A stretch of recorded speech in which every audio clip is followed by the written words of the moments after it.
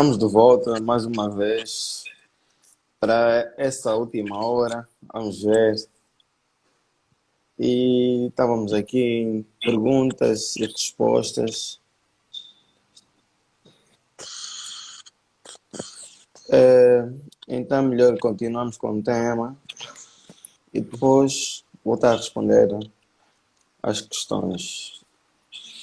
Para quem acabou de entrar, estamos a falar de política externa, geopolítica, geoestratégia, com o professor Kevin Masseca. A conversa está a ser muito boa. A aula está a ser muito boa, muito produtiva, muito interessante. Em que agora vamos continuar com essa belíssima aula. Faz favor, senhor professor. Exato. Tem algumas perguntas que estava a ver. Tenho que fazer outra vez. Acho que tem perguntas do Kennedy, do Anderson também, se não me engano. Espalhem, por favor, quem estava. Espalhem, por favor. Tem algumas pessoas que acho que se calhar pensaram que a live terminou. E se tiverem outras pessoas, né, interessadas que não estavam aqui, É bom. seria bom. Partilhem, partilhem.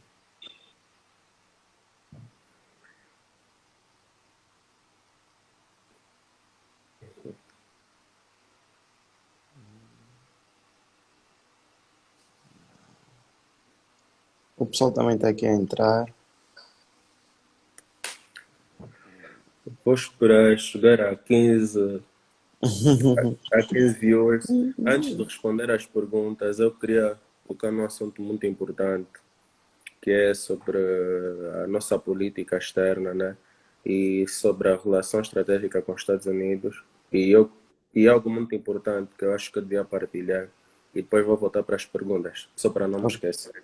Porque tem Ok, muita ok. coisa. Falar da política externa de um país como os Estados Unidos é muita coisa que podemos falar. E da história com Angola também tem muita coisa que podemos falar, muita coisa que eu me esqueci agora, que numa outra ocasião vamos ter a oportunidade de abordar. Olha, já estamos nos 20, então vou retomar. Retornar. Ok.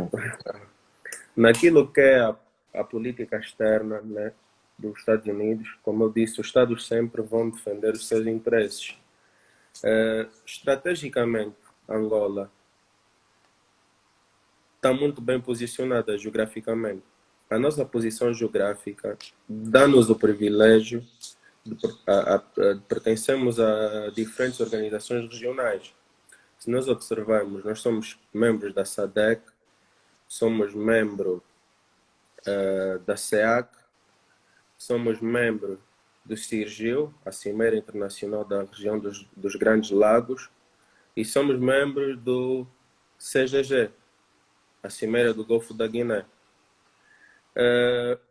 Por que é importante eu tocar nesse assunto? Essas duas últimas organizações que eu falei, que são a CGG e o CIRGIL, são duas das maiores das regiões mais ricas do mundo em recursos naturais. O Sergio é a região mais rica no mundo no que toca a recursos, no que toca à água, né? A esse recurso natural que é a água. E a CGG é a segunda maior, a região mais rica do mundo em recursos energéticos, o petróleo e o gás natural. Os Estados Unidos com a Africom, claro que deseja, né, expandir a sua geopolítica, a operação em África, mas os Estados Unidos têm interesses econômicos na região. Certo. A China também tem esses interesses na região. Então, é muito importante que os Estados como Angola, e principalmente Angola, né, sendo uma potência regional,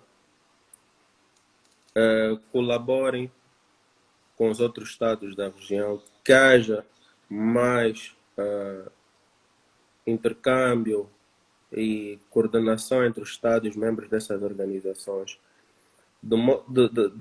Para assim podemos proteger os nossos recursos naturais e os nossos interesses regionais e nacionais de cada Estado. Porque daqui a uns anos já se prevê que vai haver uma escassez de água. E nós sabemos que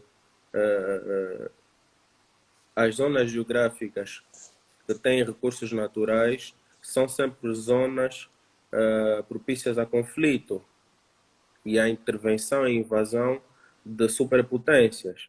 Então, se atualmente os nossos Estados não tomarem decisões e criarem uma colaboração estratégica para defender os nossos interesses, estamos a pôr em causa a nossa segurança regional no futuro. Então é necessário que atualmente os Estados colaborem e possam dar essa atenção necessária a essas questões. Olha, aqui só para partilhar algo com vocês, o CGG, que é a Cimeira do Golfo da Guiné, tem a sua sede em Luanda. Foi até uma decisão tomada pelo o antigo presidente, José Eduardo dos Santos. Angola investiu nesse edifício, mas não tem ainda aquela dinâmica que se espera e que se deseja que tenha entre os Estados dessa organização. O Sirgil Angola já esteve na presidência dessa organização. Recentemente, Angola tomou uma posição muito importante na região.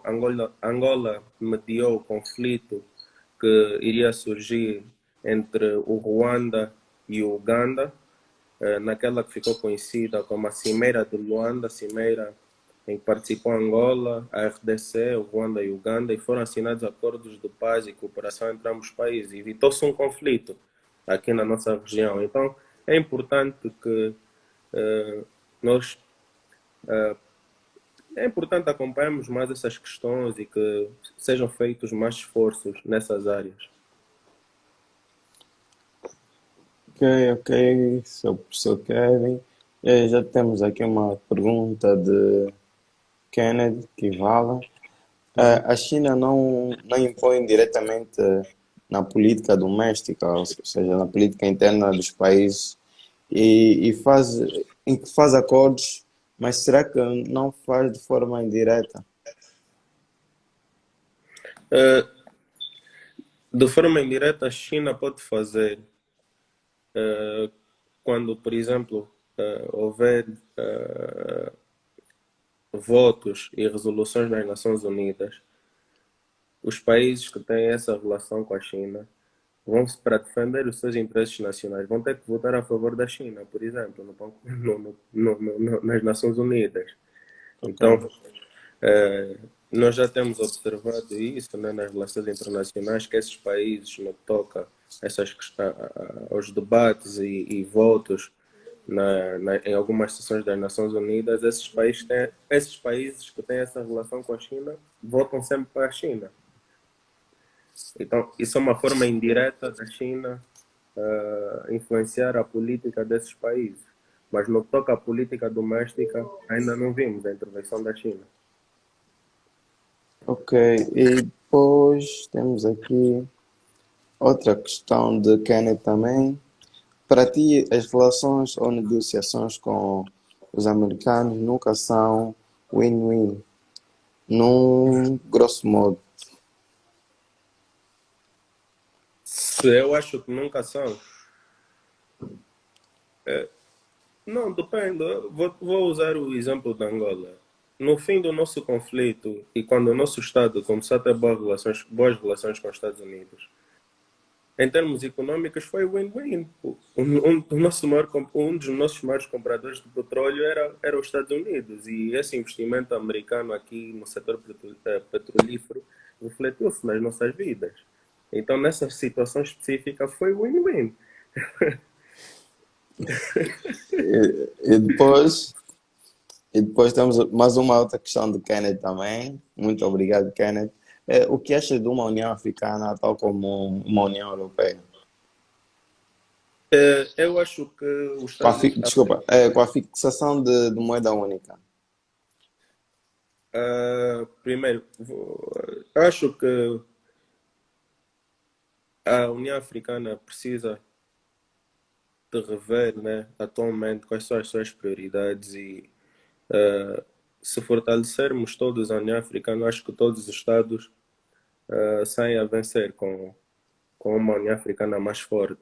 Vou dar um exemplo específico. Recentemente, quando houve um conflito na República Centro-Africana, o exército da União Africana nem sequer conseguiu intervir militarmente nesse conflito. A França invade a República Centro-Africana, estabelece ali, apazigua o conflito, e a União Africana ainda agradeceu à França. Isso, nós estamos em 2020, a nossa visão não pode ser mais essa para o nosso continente. Nós temos que tomar as nossas próprias decisões. Uma organização como a União Africana devia ter um outro peso. Agora, no que toca à criação de uma moeda única, acho que muita gente aqui sabe, e para quem não sabe, existia um plano do líder, então, do homem que tinha a presidência da União Africana na altura, de criar uma moeda única, e os especialistas das áreas, né, de economia e finanças viam que isso iria realmente ajudar muito a economia africana.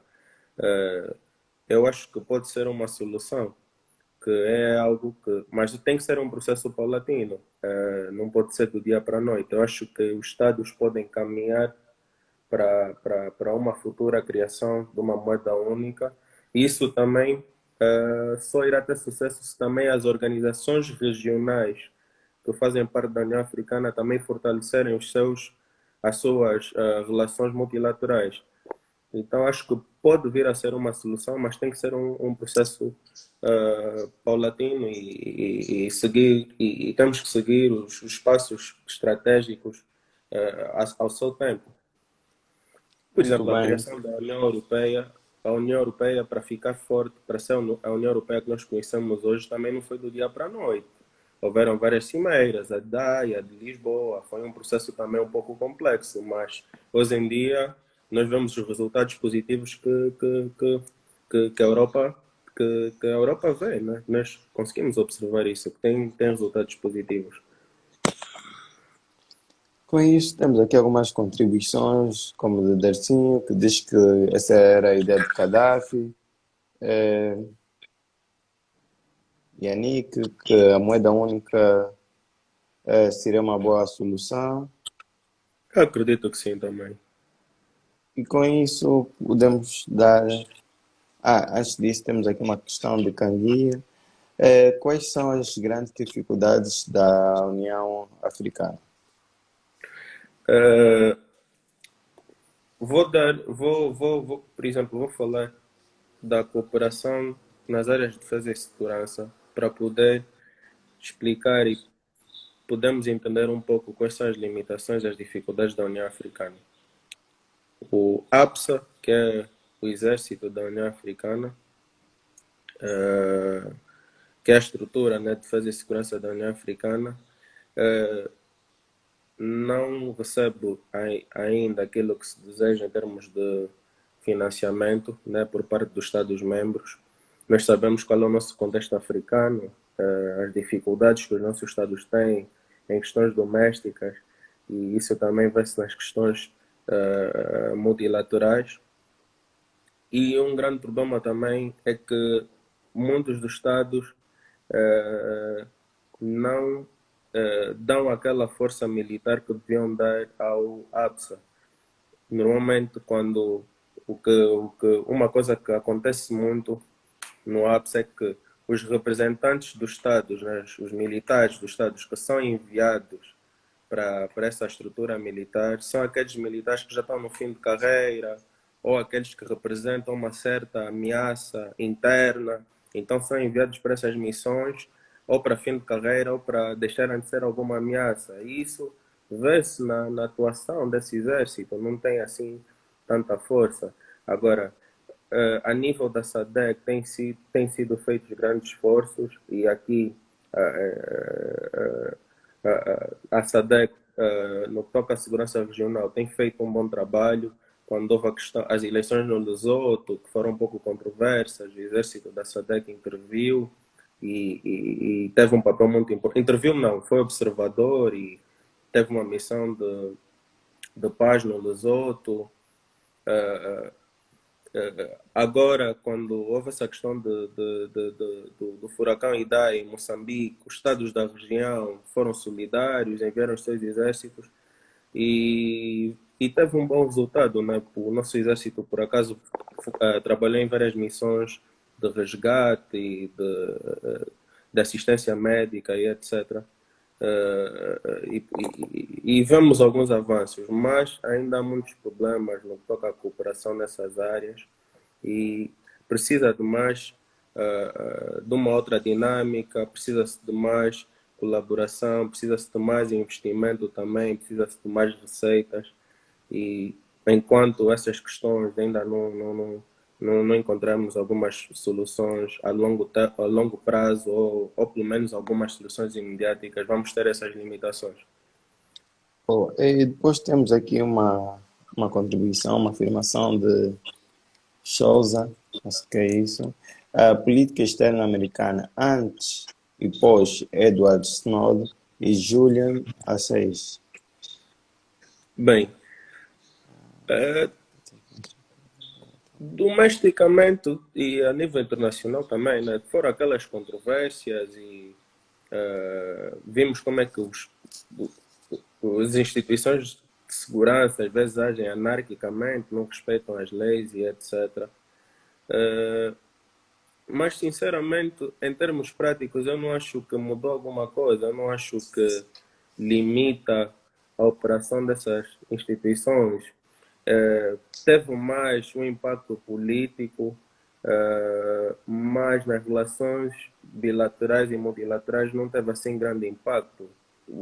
Os Estados Unidos e a Rússia, claro, já sabemos, historicamente tem a sua rivalidade e não, foi só mais um episódio dessa longa história de rivalidade, né? Quando o Edward Snowden exilou-se na Rússia, né? Mas no que toca às relações eu não vi, sinceramente, eu não vi que afetou de alguma forma a política externa americana. Em termos políticos internos, trouxe muita controvérsia, porque há também as questões, né, de privacidade e direitos constitucionais que não estavam a ser respeitados, mas ainda existem essas leis em vigor, como o Patriotic Act, que dá autorização no governo americano de qualquer cidadão americano que seja que participe em alguma atividade que atente contra a segurança americana, o Estado tem a autoridade de matar essa pessoa sem levar ao julgamento. Essa lei ainda está em vigor. Depois temos aqui outra questão de Kennedy, que não será a corrupção e falta de patriotismo um dos problemas do fortalecimento da União Africana. A corrupção e falta de patriotismo. Exato, são sim, senhora, problemas graves que prejudicam os Estados, eventualmente, as organizações multilaterais. É importante que os Estados consigam combater a corrupção, isso se reflita depois na União Africana, que mude-se essa dinâmica do nosso continente, muito dinheiro que pode ser investido no nosso continente e que pode fortalecer também a União Africana, sai do continente. A falta de patriotismo. Olha, um grande exemplo que eu tiro dos Estados Unidos, da sociedade americana, é o patriotismo.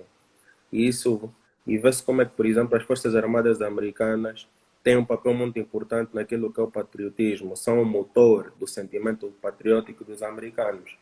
E, e devido a essa cultura forte, né, patriótica que os Estados Unidos têm, os americanos defendem sempre os seus interesses. E se nós aqui não formos tão patriotas e não abraçamos as nossas bandeiras e lutamos pelos nossos próprios interesses, não haverá um desenvolvimento do nossos países e, consequentemente, do nosso continente. É muito importante. O motor de qualquer nação, na minha opinião, é o patriotismo. Boa, boa. E depois temos aqui outra questão de Canguia, em que diz que Canguia, acreditas. Canguinha? Canguia. Canguia, obrigado, Canguia. Acredita na estratégia adotada até então pela União Africana? Bem, não. A estratégia atual, eu acho que eh, deve ser pensada. Eh, Certos aspectos eu concordo. Uma das visões atuais é o fortalecimento das organizações regionais, que consequentemente isso vai fortalecer também a União Africana, né? Essa é uma estratégia que eu concordo, mas, mas em outros aspectos eu não concordo. Eu acho que tem que haver mais dinâmica, mais participação também, por exemplo, da sociedade civil, dos Estados-membros nessas questões e mais colaboração nas áreas diferentes, tanto econômicas, comerciais, segurança e defesa e etc. Eu acho que eh, ainda não vê-se a dinâmica que se deseja nessas relações. Bom, e depois temos aqui outra questão de Kenneth. Diz que as relações de Angola com o Brasil podem estar ameaçadas devido a este programa da Igreja Universal. Calma, não. Nós estamos a falar aqui, nós temos um tema, né? Estamos a falar de questões relacionadas à política externa, geopolítica, geoestratégia americana. E não podemos sair muito do Do tópico, tema. sim, do tema. Numa outra ocasião, podemos abordar esses assuntos e explorar esses assuntos, que é um tema muito interessante e que eu gostaria até de abordar, né? Porque também é uma questão, tem vários aspectos aí, mas vamos deixar para uma outra ocasião. E depois temos aqui outra pergunta de Yankee RX, que eu convido a ler. Government shutdown in US. How should we view it? As we really heavily on government to go, or they can go on autopilot. Bem, a minha visão do government shutdown, eu acho que é um exemplo. É o seguinte, tem dois aspectos muito importantes do government shutdown. O government shutdown foi a época em que o Congresso e o presidente dos Estados Unidos não chegavam a acordo, e de acordo à lei americana, até um período de tempo em que eles têm que chegar a um consenso, e se não chegam, tudo para.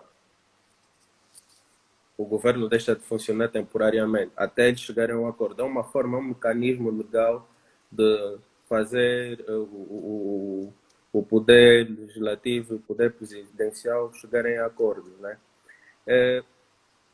Eu acho que mostrou um exemplo de como é que um país com instituições fortes consegue operar, mesmo o poder legislativo e presidencial estarem parados por um período curto de tempo, mas as instituições continuaram a funcionar porque os Estados Unidos têm instituições fortes, mas ao mesmo tempo, no nosso contexto, eu não sei se podíamos ver como um bom exemplo. Acho que eu vejo como um bom exemplo, porque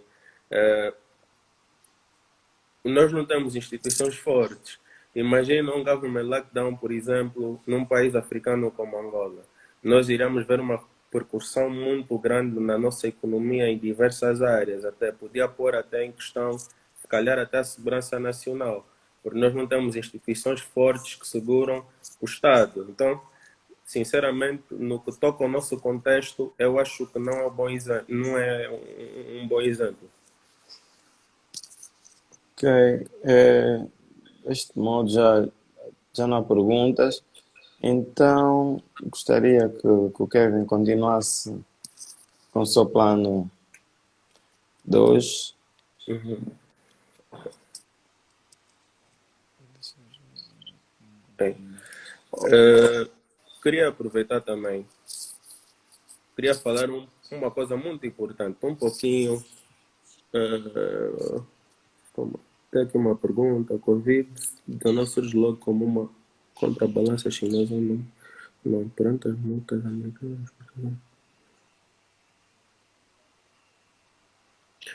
De certa forma, sim, mas também o próprio Covid está a prejudicar agora também a China e a economia chinesa. E os resultados do Covid, sinceramente, eu prefiro não dar uma opinião agora, porque é algo que nós estamos a viver no momento. Podemos fazer algumas previsões, por exemplo, alguns analistas já dizem que o Covid é que vai fazer a China tornar-se a maior superpotência, vai enfraquecer os Estados ocidentais, os Estados Unidos. Outros dizem que não, que está a enfraquecer a própria China. E eu acho que só nos próximos meses e próximos anos é que realmente vamos saber qual é o impacto do Covid. Sinceramente, em aspectos econômicos, pode haver uma vantagem, porque muitos dos produtos, até os Estados Unidos estão a comprar produtos de luta contra o Covid. A maior parte dos produtos que os países estão a comprar vem da China, então existem ganhos econômicos, mas também a China está a perder muito dinheiro com o Covid, e as questões internas degradaram-se ainda mais, né? A China está a lidar com o Covid, as questões de Hong Kong, as questões de Taiwan, a questão dos muçulmanos. Então é mais um problema doméstico que pode prejudicar a extensão da China. Então acho que só nos próximos meses e se calhar daqui a uns anos é que podemos fazer uma análise de Acerca do Covid. isso, acerca do Covid. Mas uma coisa também muito importante, porque tem muita coisa que nós podemos falar aqui, né? E nem tudo eu me lembrei ao longo aqui da nossa conversa. Uma questão muito importante que eu estava a dizer, que também demonstra que os Estados Unidos é um país em queda, são as questões biológicas, como o Covid, e as questões do meio ambiente. Se nós repararmos, nos últimos anos, o país que mais tem apostado em políticas públicas e indústrias que diminuem o impacto humano no meio ambiente e que fortalecem, né, o meio ambiente é a China. A China é que está à frente no mundo dessas leis e luta contra o impacto humano no meio A ambiente. proteção ambiental. Exato. E sendo os Estados Unidos a maior superpotência, eu acho que isso é uma posição, é um lugar que deve ser ocupado pelos Estados Unidos. Mas por causa do lobbying e questões da política doméstica, mais uma vez, né, o lobbying de grandes empresas que fazem muito dinheiro com com a exploração de recursos naturais e outras atividades humanas que têm um impacto negativo no meio ambiente, os Estados Unidos não têm sido líder nessas questões. No toque ao Covid, bem, os conceitos clássicos de segurança dizem que segurança são questões meramente de defesa e inteligência. Inteligência, nesse caso, né, os serviços de segurança, os serviços de inteligência, né, e defesa, os exércitos. Mas os conceitos atuais demonstram que a segurança é um conceito transversal, que não se limita apenas a essas questões. E o Covid, se formos observar, é uma questão de saúde pública, mas é uma questão de segurança. É uma questão de segurança mundial. E os Estados Unidos têm sido um grande mau exemplo da gestão dessa crise. Nós vemos como é que todos os dias os casos aumentam, como é que o próprio presidente é irresponsável, não aceitava usar máscara, como é que ele uma vez depois disse que falou a brincar, mas num discurso disse que as pessoas deviam beber álcool gel, e até duas ou três pessoas beberam álcool gel e morreram. Mas um país, uma superpotência, um poder hegemônico como os Estados Unidos, tem que estar à frente nessas situações todas, nessas questões todas. Os Estados Unidos devia ser o líder atualmente na luta contra o Covid, mas não está a ser.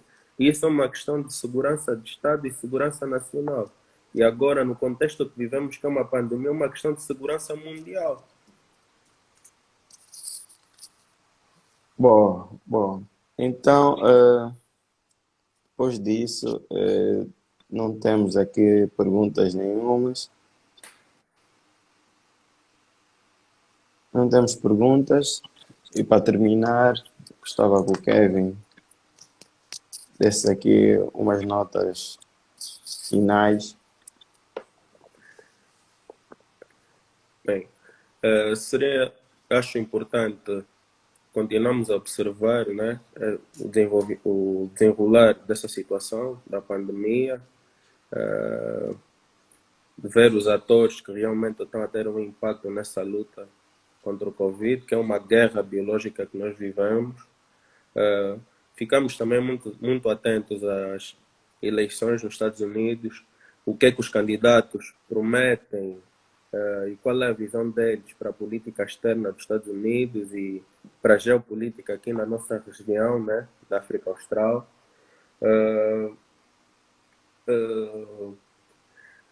Também, isso até, estamos aqui num live, numa página de livros. Eu queria aproveitar até para aconselhar e incentivar as pessoas à leitura, à pesquisa.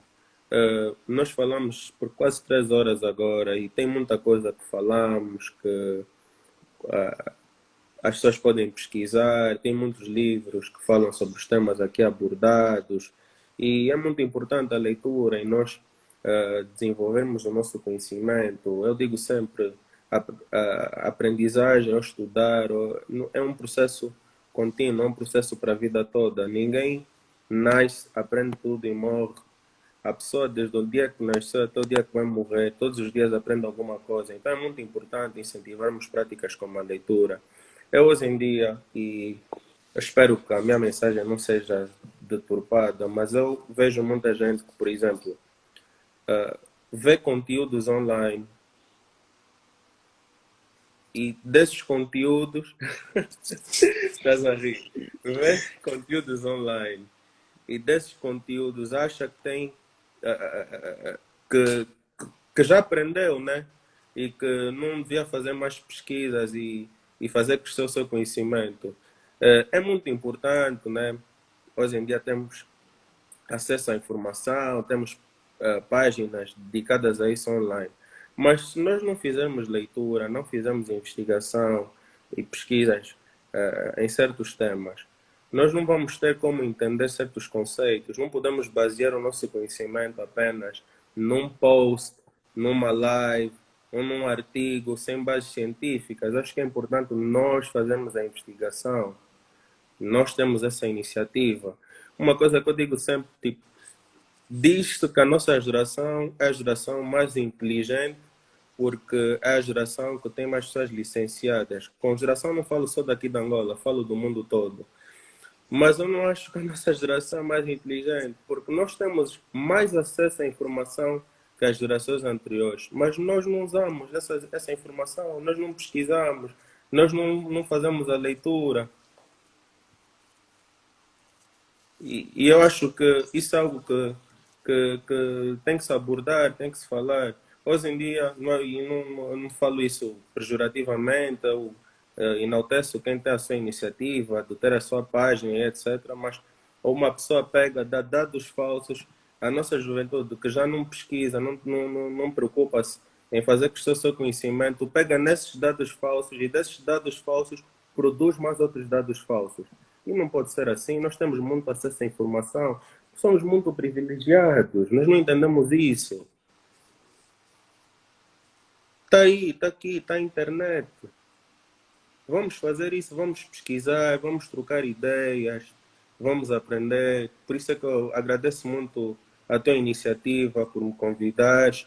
Por exemplo, muita coisa que eu falei aqui, eu espero que eu tenha incentivado as pessoas a pesquisarem, a aprenderem mais sobre o que foi abordado aqui.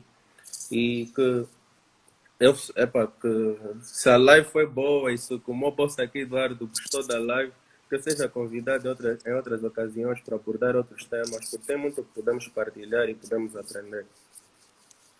Boa, boa. Eu pessoalmente gostei muito da aula, isso para mim foi uma grande aula, aprendi muita coisa. E, e o pessoal aqui também gostou. E tem aqui uma questão do Kenneth que eu também já quis fazer. Era que recomendasse alguns livros para nós. Uh, Sobre questões multilaterais e bilaterais, eu aconselho muito um livro sobre a criação e Fortalecimento da União Europeia, quem escreveu foi a doutora Maria Eduardo de Azevedo, já foi secretária de Estado da Justiça em Portugal. Por acaso foi minha professora e gostei muito do livro porque ajudou-me a entender melhor ainda certos conceitos, né, da ciência, das relações internacionais, com exemplos vivos, né, históricos daquilo que foi esse processo da União Europeia. Uh, Tem um livro se quisermos, sobre Angola, a história de Angola, a economia de petróleo, que é do Dr. Luvalo de Carvalho, que é muito bom livro também. Tem um outro livro sobre o conflito armado de Angola, que é do Dr. Eugênio de Costa Almeida. Uh, Tem um livro, mas deixa-me ver outros livros. Olha, americanos, livros americanos. A biografia de Henry Kissinger, uh, o antigo secretário de Estado americano, né? E National Security Advisor, muito bom. E aquilo que eu digo sempre, olha, o Henry Kissinger é alguém que somente eu não tenho uma admiração. E não sou fã do trabalho dele como secretário de Estado. E ainda mais no que toca às questões da Angola. Como é que essa intervenção aqui e essas políticas de Kissinger tiveram um resultado aqui em Angola. Mas é sempre bom lermos mesmo o trabalho das pessoas que nós também não concordamos. Porque ao lermos e entendermos como é que essas pessoas pensam, nós também aprendemos muita coisa. Então aconselho também a biografia de Henry Kissinger. Uh, Tem um monte de livros. Olha, quem quiser perguntar, fica à vontade, pode mandar uma DM. Tem muitos livros que podemos aprender, mesmo artigos online pode-se encontrar sobre a política externa e outros temas aqui abordados. Olha, Bom, e vou aproveitar aqui em primeira mão, dizer que eu estou a trabalhar no meu primeiro livro e que, se Deus quiser, vou lançar no próximo ano. Nesse momento, por causa da pandemia, acho que vai atrasar um pouquinho o processo, mas que já no que toca o trabalho, o projeto já está terminado. Se Deus quiser, o próximo ano eu lanço o meu livro, que o tema do livro é a, a importância da Angola para a segurança regional da África e o que é que faz da Angola, né, uma potência de segurança em África. O título ainda não tenho, mas esse é o tema. Os atuais desafios de segurança da Angola e se Angola é uma potência regional para a segurança em África. E no livro eu explico o porquê e quais são as limitações da Angola, mas o porquê que Angola é uma potência para a segurança regional.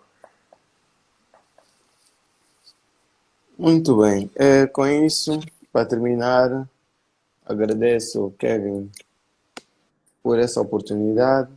Agradeço a toda a gente que esteve ali do outro lado a fazer comentários. E para quem acabou de entrar, nós estamos na nossa terceira hora e já no fim. Meu Os Deus. vídeos, os vídeos estarão aqui na nossa página, estarão no nosso canal do YouTube, Livros com Panim. Agradeço aos nossos apoios e com isso dou por terminado mais essa sessão. Obrigado. Abraço.